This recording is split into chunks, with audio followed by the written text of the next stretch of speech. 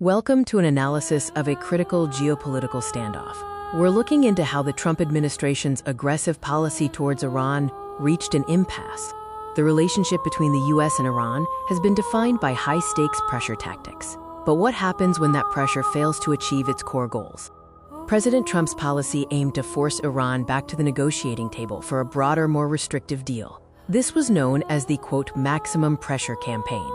Geopolitical brinkmanship involves pushing a dangerous situation to the limits of safety in hopes of gaining a tactical advantage. In this case, it was pushing economic collapse to force political surrender. The U.S. strategy relied on two massive levers: withdrawing from a major international agreement and imposing devastating economic penalties. A defining moment was the U.S. unilateral withdrawal from the Joint Comprehensive Plan of Action, or the Iran nuclear deal, in May 2018.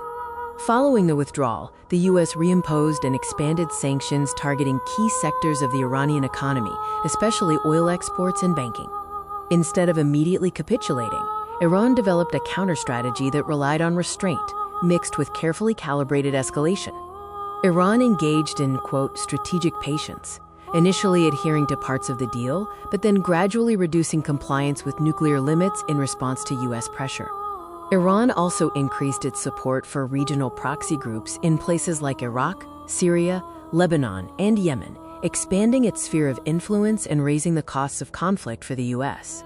A key failure of the brinkmanship strategy was the inability to translate pressure into meaningful, successful negotiations.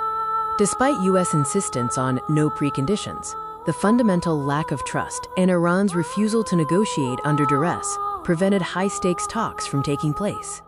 The maximum pressure approach, while strong, failed to provide a credible path for de-escalation, leaving the situation dangerously prone to miscalculation.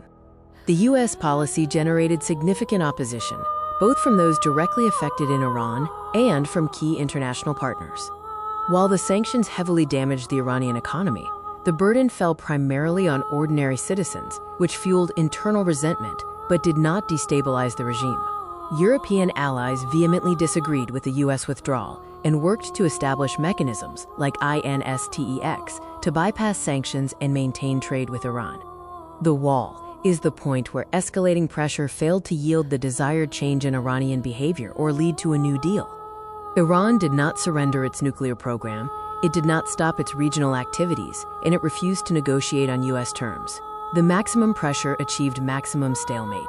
The resulting situation is more dangerous than before the strategy was launched, with Iran closer to nuclear breakout capability and regional conflict risks significantly heightened. In the end, Trump's policy of brinkmanship did not result in a better deal, but a prolonged and dangerous stalemate. The key long-term implication is a deeply damaged trust between Washington and Tehran, making any future diplomatic solution far more difficult to achieve. Moving forward, any resolution will likely require a significant shift in strategy, potentially involving carefully managed de-escalation and a return to multilateral engagement.